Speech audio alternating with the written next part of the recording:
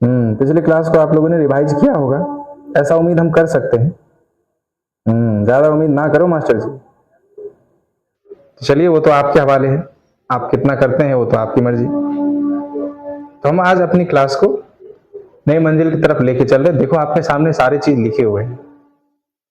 कल मॉडल्स के बारे में हम लोगों ने पढ़ा था, आइडिया आ गया था हम लोग को वहां से। आज हम लोग सारे प्रॉपर्टीज के बारे में देखेंगे, ठीक है, कि मॉडल्स का क्या प्रॉपर्टीज है, कैसे मॉडल्स को हम लोग ब्रेक करेंगे, ये सब चीज हम लोग देखते हैं।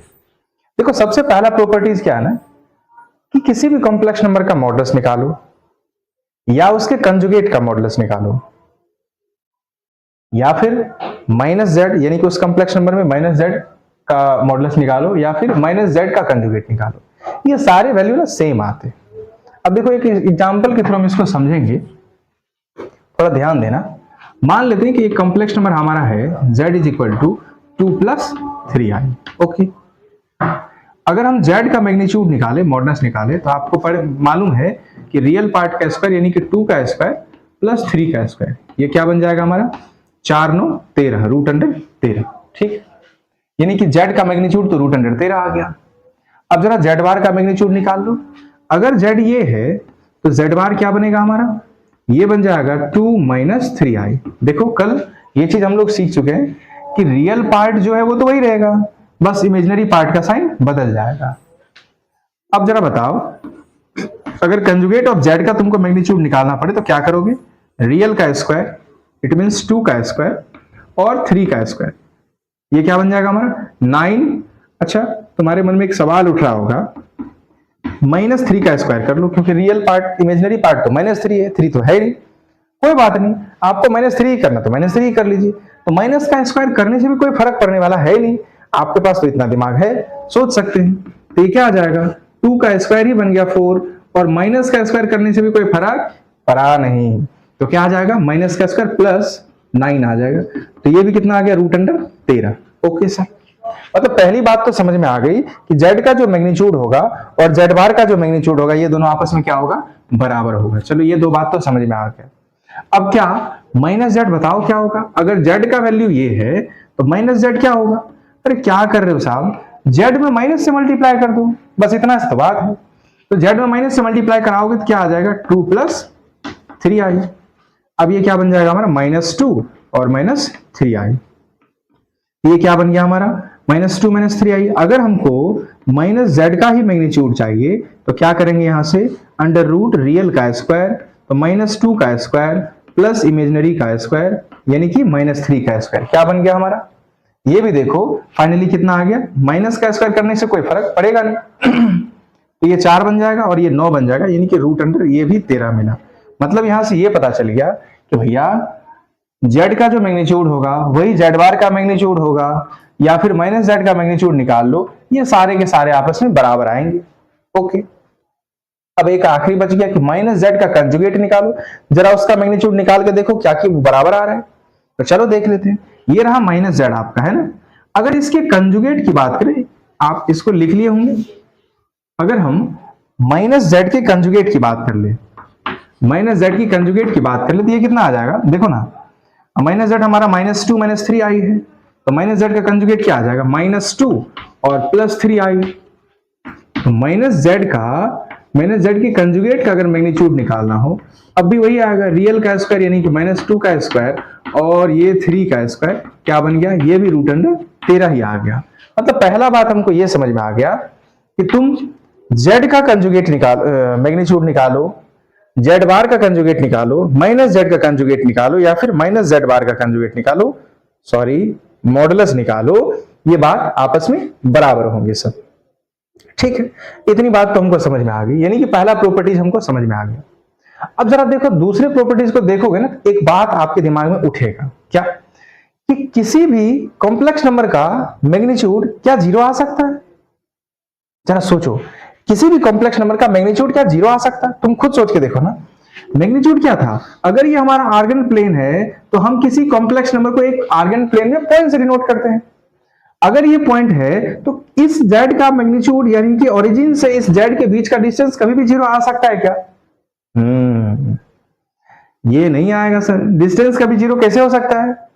तो देखो आपको मालूम है कि अगर हम बात करें, यहां सवाल क्या दिया है, मान लो एक जेड हम कॉम्प्लेक्स नंबर ले रहे हैं 0+0i, यानी कि उस कॉम्प्लेक्स नंबर को ओरिजिन पे ही रख दिया। 0+0i मतलब अगर इसको कोऑर्डिनेट वाइज लिखना चाहे तो 0 0 लिखना होगा।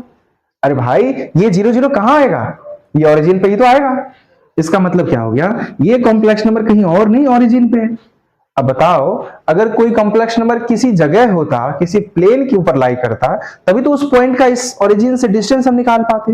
ये पॉइंट तो ऑलरेडी ओरिजिन पे ही आ गया, अब इसका डिस्टेंस क्या निकालें। तो सिंपली आप समझ सकते हैं, अगर आप वर्चुअली देखें इसको, रियल का स्क्वायर 0 का स्क्वायर, इमेजिनरी का स्क्वायर 0 का स्क्वायर, क्या आ जाएगा फाइनली वैल्यू हमारा 0 आ जाएगा।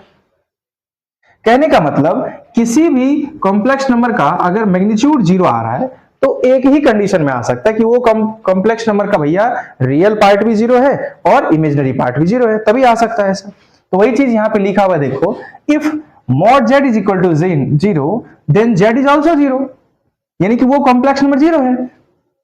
देखो ना, इस 0+0i को 0 तो लिख सकते हैं, यानी कि अगर किसी कॉम्प्लेक्स नंबर का मैग्नीट्यूड 0 है, इसका मतलब क्या हो गया, वो कॉम्प्लेक्स नंबर ही 0 है। या यूं कह दो कि उस रियल पार्ट उसका क्या होगा 0, या फिर इमेजिनरी पार्ट उसका क्या होगा 0, दोनों बात होना होगा। रियल पार्ट भी 0 होगा और इमेजिनरी पार्ट भी 0 होगा। तो ये बात हमको समझ में आ गई। तो पहला पॉइंट और दूसरा पॉइंट आप अच्छे से समझ चुके हैं। अब हम जरा तीसरे पॉइंट की ओर चलते हैं, ध्यान से देखना। थर्ड पॉइंट हमारा कह क्या रहा है भैया, कि कोई भी कॉम्प्लेक्स नंबर है उसका रियल पार्ट या इमेजिनरी पार्ट, देखो कॉमा देके हम एक ही में दोनों को लिख दिए। आप रियल पार्ट की बात करो या फिर इमेजिनरी पार्ट की बात करो, दोनों के दोनों माइनस मॉड जेड से प्लस जेड मॉड जेड के बीच लाई करता है। तुम देखो जरा गौर से, अगर हम जेड अभी लिए थे, क्या लिए थे 2+3i, ठीक है। अगर मॉड जेड निकालना हो तो क्या लिखेंगे आप, अभी तो निकाल के आए सर √13। तुम खुद सोच के देखो, ये जो रियल पार्ट है इट मींस 2, ये जो 2 है क्या -√13 यानी कि माइनस मॉड जेड से मॉड जेड के बीच लाई कर रहा है कि नहीं कर रहा है? Of course. सर अगर ये 16 होता या फिर 9 भी होता ना, 9 का रूट कितना निकलेगा 3, 9 का रूट कितना आएगा 3 आएगा। 9 का रूट होता तो भी हम 3 लिख सकते थे, अभी तो ये 9 नहीं है, 9 से ज्यादा है, यानी कि इसका वैल्यू 3 से क्या होगा, इसका वैल्यू 3 से ज्यादा आएगा। और ये क्या है 2 है, 2 तो -3 से ज्यादा है। और ऐसे भी तुम खुद सोच के देखो, एक निगेटिव नंबर से 2 हमेशा बड़ा होगा, एक ये जो 2 है ये हमेशा निगेटिव नंबर से क्या होगा, बड़ा होगा। और ये √13 यानी कि इससे छोटा है, क्योंकि √13 का वैल्यू क्या होगा 3 पॉइंट समथिंग, तो 3 से बड़ा है ये वैल्यू। तो रियल पार्ट जो होगा, या फिर आप इमेजिनरी पार्ट की भी बात सोच लो, यहाँ 3 है, इमेजिनरी पार्ट कितना है 3 है, क्या ये -√13 से प्लस √13 के बीच लाई कर रहा है कि नहीं कर रहा है, बताओ जरा सोच के। कभी भी 13 का वैल्यू 3 से बड़ा होगा, यानी कि 3 उससे पहले ही कहीं होगा, यानी कि रियल पार्ट या इमेजिनरी पार्ट हमेशा किसी भी कॉम्प्लेक्स नंबर का माइनस मॉड जेड से प्लस मॉड जेड के बीच लाई करेगा। ये तीसरी बात है, आपको समझ में आ गई। अब हम अगले इंपॉर्टेंट पॉइंट की ओर चलते हैं, जो हमारा चौथा पॉइंट है। वो क्या कह रहा है कि देखो, जैसे आप फॉर्मूला देखते हैं ना, बस नॉर्मली आप समझ सकते हैं, जैसे हम अभी प्रूफ किए वैसे सारा चीज आप यहां प्रूफ करेंगे, सेम एज वैसे ही हो जाएगा। तब हर चीज को प्रूफ नहीं करेंगे, क्लास बहुत लंबा हो जाएगा, फिर मेन चीज हम पहुंच नहीं पाएंगे। तो देखिए ध्यान से, आप बस नॉर्मली इतना सोचेंगे, a + b का होल स्क्वायर क्या होता है, a² + b² + 2ab, वही चीज लिखा हुआ। तुमको यकीन ना हो तो आप अपने मन से एक Z1 Z2 कोई कॉम्प्लेक्स नंबर ले लेना और उसका पहले उसको ऐड कर देना, फिर उसके मॉड का स्क्वायर निकाल लीजिएगा, देखिएगा आपको इसी के बराबर नजर आएगा। अगर यहां प्लस होगा, देखो एक साथ प्लस माइनस दोनों लिखा हुआ है, यानी कि Z1 + Z2 के मॉड का स्क्वायर क्या लिखेंगे आज से हम लोग, Z1 का स्क्वायर प्लस Z2 का स्क्वायर मॉड में +2 real part of Z1 into Z2 का कंजुगेट। ध्यान रखना, Z1 इंटू Z2 नहीं है, Z2 का कंजुगेट है। आप बिल्कुल कोई भी दो कॉम्प्लेक्स नंबर लेके चलेंगे, आपको ये प्रूफ हो जाएगा। अगर यहां माइनस होता, Z1 - Z2 होता, तो सब कुछ वैसा ही होता है, a - b का होल स्क्वायर पर तोड़ देते इसको। आ रही बात समझ में? सिमिलरली अब तुम खुद सोच के देखो कि Z1 + Z2 का स्क्वायर, मॉड का स्क्वायर क्या है सर, Z1 का स्क्वायर प्लस Z2 का square plus 2 into real part of Z1 into Z2 का बार और अगर हम z1 माइनस z2 का मॉड का स्क्वायर निकाले तो ये क्या हो जाएगा, z1 square plus z2 square plus 2 into real part of, sorry plus नहीं minus 2 into real part of z1 into z2 का कंजुगेट होगा ना। अगर दोनों को जोड़ना पड़े जरा सोच के देखो, LHS में क्या आ जाएगा, z1 प्लस z2 के मॉड का स्क्वायर, z1 माइनस z2 के मॉड का स्क्वायर इज इक्वल टू, ये प्लस वाला ये माइनस वाला सेम है तो कट जाएगा। अब देखो z1 स्क्वायर दो बार z1 स्क्वायर, z2 स्क्वायर दो बार z2 स्क्वायर, दोनों में से आप दो कॉमन खींच लीजिए तो क्या हम मॉड z1 का स्क्वायर प्लस मॉड z2 का स्क्वायर लिख सकते हैं, ऑफ कोर्स लिख सकते हैं। आ रही बात समझ में, वही चीज यहां लिखा पड़ा है देखो। तो आप इस पॉइंट को भी हमको लगता है अच्छे से आप समझ गए होंगे। देखिए आपके पास समय ज्यादा है, हम आपको पहले बता चुके हैं कि देखो भाई हम बिल्कुल ये जो क्लास हमारा चल रहा है ना, ये कोई बहुत ज्यादा लेवल वाली क्लास नहीं है।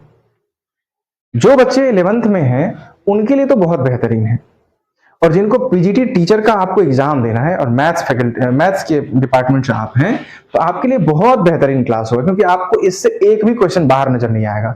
हम क्वेश्चन कराएंगे, टेंशन ना लो, सारा चीज कराएंगे, आपको समझ आ जाएगा। ठीक है, तो आप बिल्कुल बारीक से देखिए, अच्छे से देखिए, आपको सब कुछ कवर आ जाएगा, क्योंकि ये सब डायरेक्टली आपको क्वेश्चन में एग्जाम में आ सकते हैं। ठीक है, देखिएगा अब अगर बहुत सारे नंबर आपस में, तुम अभी दो नंबर लेके चलते हैं, मान लो z1 इंटू z2 का मॉड है, यानी कि दो कॉम्प्लेक्स नंबर का पहले मल्टीप्लीकेशन फिर उसका मॉड है, तो आप इसको इजीली अलग अलग खोल सकते हैं। z1 इंटू z2 का मॉड निकालो फिर मल्टीप्लाई कर दो, दोनों सेम आएगा। या यहां दो नहीं, आपको जितना भी दे दे z1 into z2 into z3 कितना भी दे दे, तब बस नॉर्मली वही चीज करेंगे, जितना बार देगा उसके मॉड को अलग अलग आप खोलते जाएंगे, प्रोडक्ट करते जाएंगे, वो चीज आपको सेम मिलेगा, कोई अंतर की वाली बात यहां पे नहीं होगी। ठीक है, उसके बाद अगर मॉड के अंदर किसी भी कॉम्प्लेक्स नंबर का पावर लिखा पड़ा है तो आप कुछ नहीं, उस पावर को अलग कर सकते हैं, बाहर कर सकते हैं। कहने का मतलब हुआ उस z का मॉड निकाल दो, उस पे पावर चढ़ा दो, जो भी पावर रहा। मान लीजिए थोड़ी देर के लिए z स्क्वायर का मॉड निकालना है, तो ये हमारे लिए थोड़ा सा टफ होगा, क्योंकि अगर आप कोई कॉम्प्लेक्स नंबर के ऊपर में स्क्वायर दिए तो पहले a प्लस बी के होल स्क्वायर पे तोड़ना होगा। उससे अच्छा है आप क्या करिए, इस स्क्वायर को आप बाहर निकाल दीजिए, यानी कि z का मॉड निकाल दो, उसका स्क्वायर कर दो, दोनों बात आपको सेम आएगा। यानी कि किसी भी पावर को हम मॉड से बाहर कर सकते हैं। ठीक है, उसके बाद सिमिलरली जैसे आप मल्टीप्लीकेशन के अंदर मॉड को अलग अलग सेपरेट कर सकते हैं, डिवीजन में भी कर सकते हैं। अगर z1 बाय z2 का मॉड लिखा हुआ है, आप इसको बेसिकली z1 का मॉड बाय z2 का मॉड लिखेंगे, कोई दिक्कत वाली बात नहीं है, बिल्कुल सेम आएगा। हाँ, एक बात का बिल्कुल ख्याल रखना, क्योंकि ये तो बात नॉर्मली आप जानते हैं कि किसी भी नंबर को डिफाइन होने के लिए डिनोमिनेटर का वैल्यू 0 नहीं होना चाहिए, तो denominator should not be 0, that's why z2 is not equal to 0। इस बात का आपको ख्याल रखना होगा, यानी कि डिनोमिनेटर हमारा 0 ना हो जाए। ठीक है, आपको ये बातें भी समझ में आ गई। अब हमारा 9th और 10th पॉइंट को जरा देखेंगे, ये दोनों अब हमारा बच गया, जिसको हम थोड़ा सा समझ के तब हम आगे क्यूब रूट ऑफ यूनिटी की तरफ बढ़ेंगे। देखो कुछ नहीं है, कोई भी दो कॉम्प्लेक्स नंबर जैसे z1 प्लस z2 का मॉड, देखो कोई भी दो कॉम्प्लेक्स नंबर के को अगर हम जोड़ते हैं तब उसका मॉड निकालते हैं, ये हमेशा याद रखिएगा या तो छोटा होगा या फिर बराबर होगा लेस देन और इक्वल टू z1 का मॉड प्लस z2 का mod. Similarly if the subtraction of two complex number and we have to find the modulus of z1 minus z2 is always greater than or equal to z1 का mod minus z2 का mod का mod. अच्छा, ये mod क्यों लगाया, तुम खुद सोच के देखो, आप ये वैल्यू नेगेटिव भी आ सकती है ना, और दो कॉम्प्लेक्स नंबर का मॉड क्या होगा, नेगेटिव तो हो नहीं सकता। तुम खुद सोच के देखो, z1 माइनस z2 है, इसके अंदर से हम अगर माइनस कॉमन भी ले लेते हैं तो z2 माइनस z1 आ जाएगा, उसका मॉड है। तो मॉड के अंदर माइनस रहने से भी कोई फर्क नहीं पड़ता, माइनस को तो प्लस ही बना देता है। अलजेब्रा में हम लोग मॉडुलस के अंदर पढ़ेंगे, क्वाड्रेटिक इक्वेशन से पहले हम मॉड के बारे में पढ़ेंगे तो आपको समझ ज्यादा आएगा। ठीक है, तो आप इसीलिए यहां पे हम लोग होल सोल माइनस लगा देते ताकि निगेटिव से हम बच सकें। तो ये ओवरऑल हमारे मॉडुलस के सारे इंपॉर्टेंट पॉइंट हैं। अब हम थोड़ा सा अगले कॉन्सेप्ट की ओर बढ़ते हैं, क्यूब रूट ऑफ यूनिटी। फिर उसके बाद हम लोग यूलर्स फॉर्म पढ़ेंगे, और मोस्टली इस चैप्टर के अंदर के सारे क्वेश्चन आपसे बनेंगे और हम लोग बनाएंगे, टेंशन ना लेना।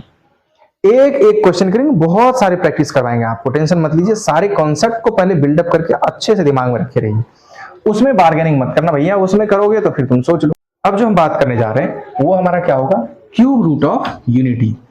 Cube root of unity.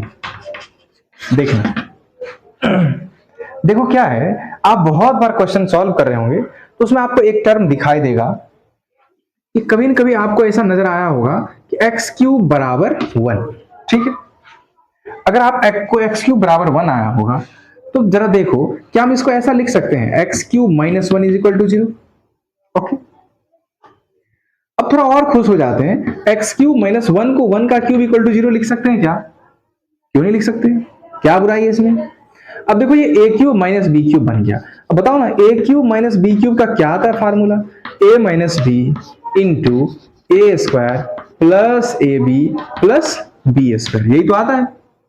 अब तुम बताओ ए का वैल्यू कितना है x, b का वैल्यू कितना है 1, तो हम क्या लिख दें, a minus b into a square plus a b और प्लस बी स्क्वायर, यही तो आएगा, इज इक्वल टू 0। अब यहां से x minus 1 into x square plus x plus 1 का स्क्वायर तो 1 ही आएगा, बराबर 0 लिखा जा सकता है ना। अब अगर ये दो इक्वल टू 0 है, इसका मतलब यहां से क्या हो जाएगा, either x minus 1 is equal to 0 या सॉरी आइदर नहीं, x minus 1 is equal to 0 and x square plus x plus 1 is equal to 0 लिख सकते हैं ना। ओके सर, अब तुम बताओ जब x minus 1 equal to 0 आएगा तो क्या यहां से x बराबर 1 लिख दोगे? हाँ सर लिख देंगे। फिर सोचो जब x क्यूब प्लस x बराबर 1 होगा, इतना जीरो को सॉल्व करने के लिए ये तो आपको एक क्वाड्रेटिक इक्वेशन नजर आ रहा होगा जी। अब क्वाड्रेटिक इक्वेशन, ये एक ऐसे क्वाड्रेटिक इक्वेशन है जिसके डिस्क्रिमिनेंट नेगेटिव है। आप इसको मिडिल टर्म तोड़ के स्प्लिट करना चाहोगे, दिमाग टूट जाएगा, टूटेगा ही नहीं। तो भैया ऐसा ट्राई भी नहीं करना, क्योंकि हमारे पास तो बहुत बड़ा हथियार है क्या, और वो हथियार हमारा क्या है, तो आपका फॉर्मूला।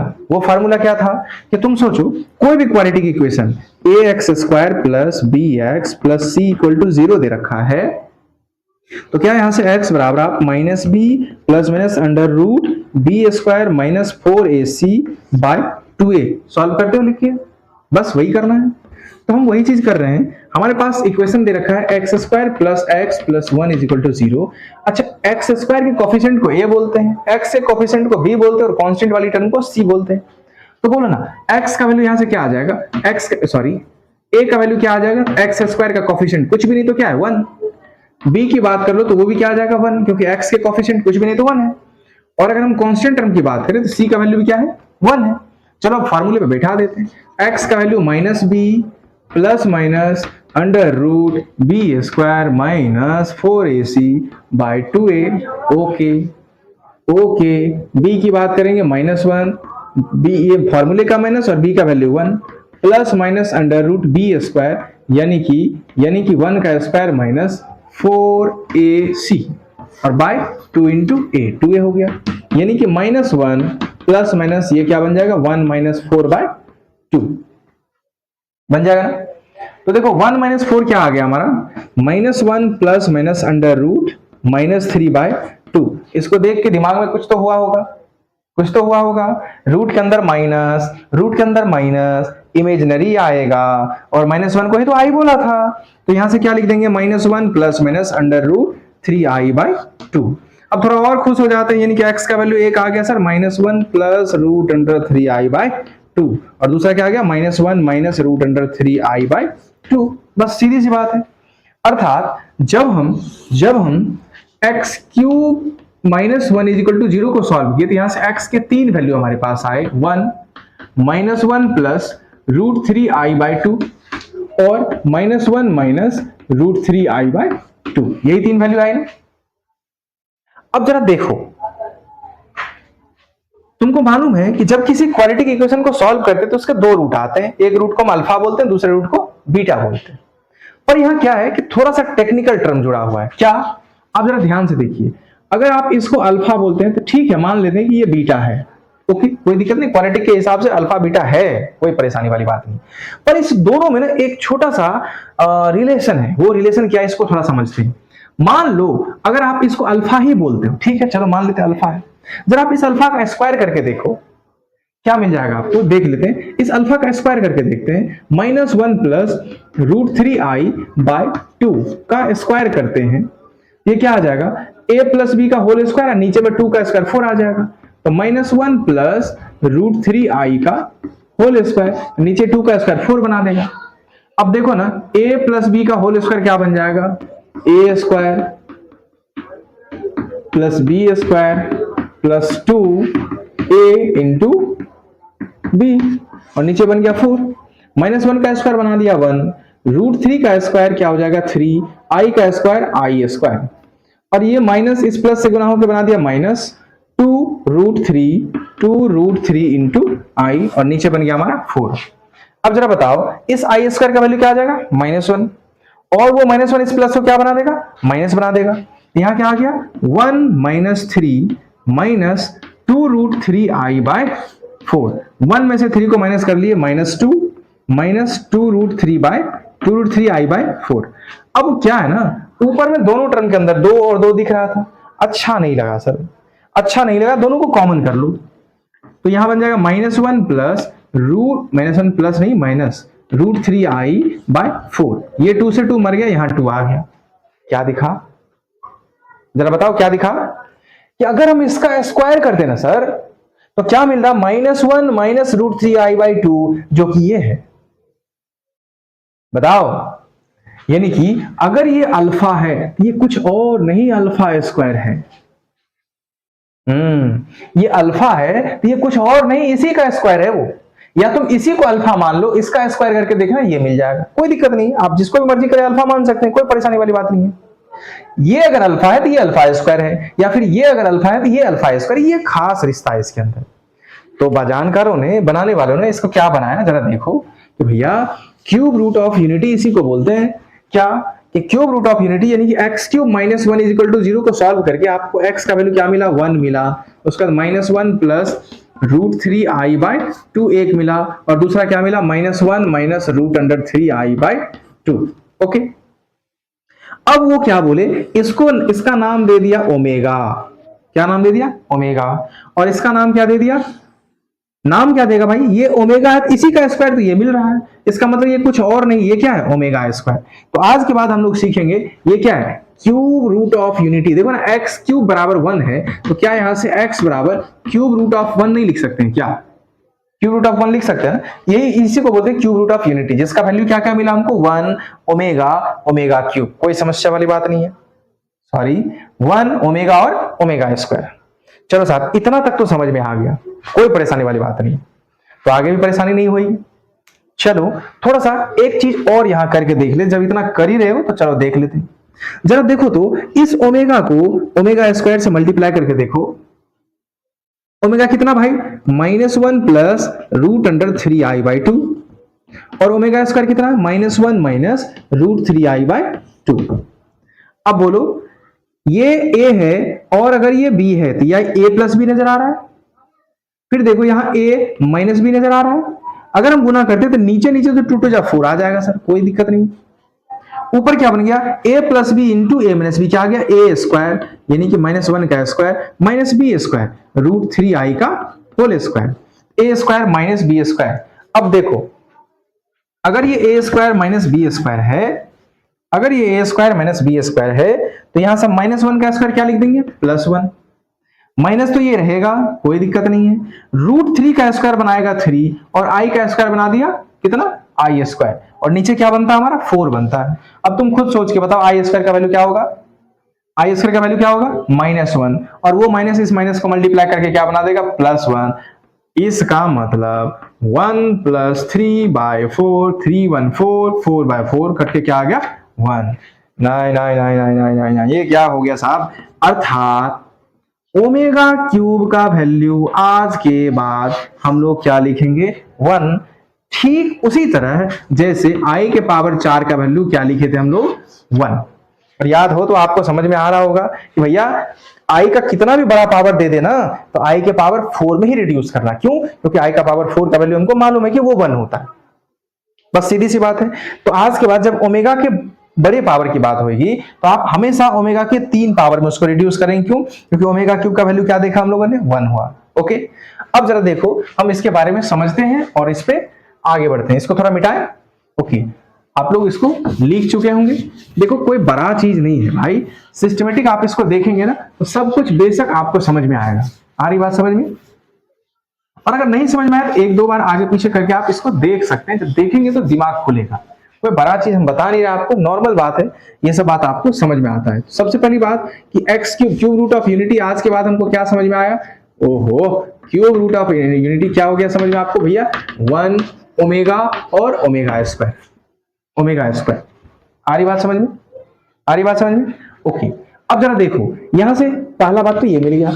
दूसरी बात क्या देखा हम लोगों ने कि भैया जरा देखो तो ओमेगा को ओमेगा स्क्वायर से मल्टीप्लाई किया तो क्या मिल गया था हमको? 1 मिला था, थोड़ी देर पहले देखे थे। अब तुम खुद सोच के देखो, ओमेगा और ओमेगा स्क्वायर को जब मल्टीप्लाई करें इसका मतलब ये क्या है? Omega cube. इसका मतलब यहां से हमको पता चल गया ओमेगा क्यूब का वैल्यू क्या मिला हमको साहब? 1 मिला।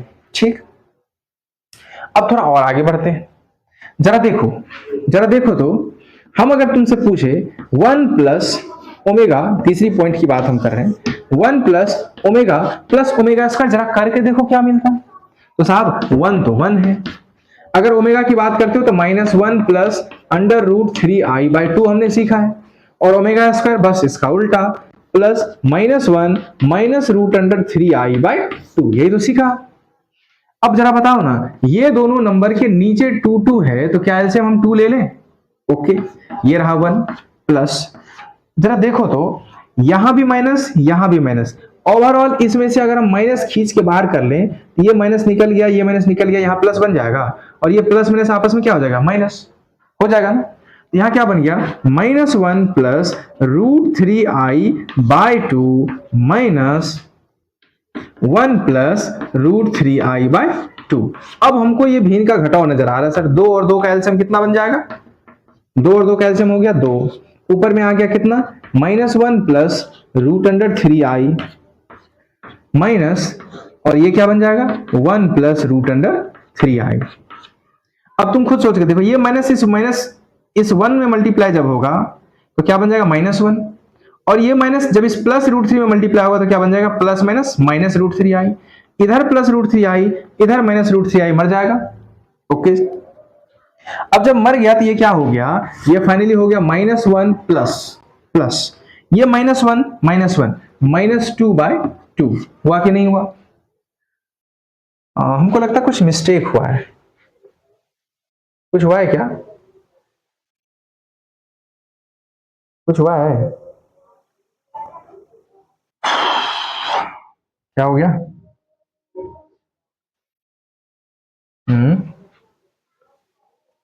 अबे यहां -1 कहां से डाल दिया? ये तो 1 है ना, ये तो 1 आते जा रहा है। दिमाग खोल के रखा करो, कूतरिया जमाइल। देखो यार, ये रहा 1 प्लस 2 1 जा 2, ये आ गया -1 प्लस माइनस माइनस प्लस 1 -1 मर के क्या आ गया? 0। मतलब एक नया रिजल्ट मिल गया साहब। क्या मिल गया साहब? 1 प्लस ओमेगा स्क्वायर का वैल्यू क्या हो जाएगा? 0। खाली रिजल्ट ही मिल रहा है सर, एग्जाम तो हो ही नहीं रहा है। ओमेगा क्यूब का वैल्यू 1 प्लस ओमेगा स्क्वायर का वैल्यू 1, और क्यूब रूट ऑफ यूनिटी उसका वैल्यू तो आप जानते हैं, 3 रूट निकले हमारे कौन कौन? 1 ओमेगा स्क्वायर। इसमें तो कोई शक वाली बात नहीं है। ये सारी बातों को हम लोगों ने सीखी। अब बढ़ते थोड़े से अगले पॉइंट पे। आपको याद हो तो हमने सिखाया था क्या? 4 कंसेक्यूटिव आई के पावर को अगर आप ऐड कर देते तो वो वैल्यू क्या मिलता था? 0। याद आया ना? नहीं, याद नहीं आया सर। देखो, आई के 4 कंसेक्यूटिव पावर को अगर आप जब भी ऐड करेंगे तो वो वैल्यू हमेशा क्या मिलेगा? 0। सिमिलरली जरा देखो, 3 ओमेगा को कंसेक्यूटिव ओमेगा को जोड़ देते हैं। तुम खुद सोच के देखो, मान लो ओमेगा का पावर 5, ओमेगा का पावर 6, ओमेगा का पावर 7 हम जोड़ना चाहते हैं। देखना ध्यान से, ओमेगा के पावर 5 को याद हो, ओमेगा क्यूब का वैल्यू क्या बनता है? 1। हाँ, तो 3 से ज्यादा बड़ा पावर जैसे ही दिखाई देना तो आप 3 के ही पावर में ऐड करना, उसको रिड्यूस करना। क्या बन जाएगा हमारा? ओमेगा के पावर 5 को क्या लिख देंगे? क्या लिखेंगे जरा बताओ? ओमेगा 3 से अगर डिवाइड करो, 3 बन जा 3, कट जाएगा, कितने बच गए? 2। ओमेगा स्क्वायर लिख दें? ओके, जो कट जाता है उसको लिखते नहीं। अब जरा बताओ, ओमेगा का पावर 6 है तो 3 से काटेंगे, 3 से काटेंगे, 3 दूना 6, कट गया पूरा पूरा, कुछ बचा ही नहीं।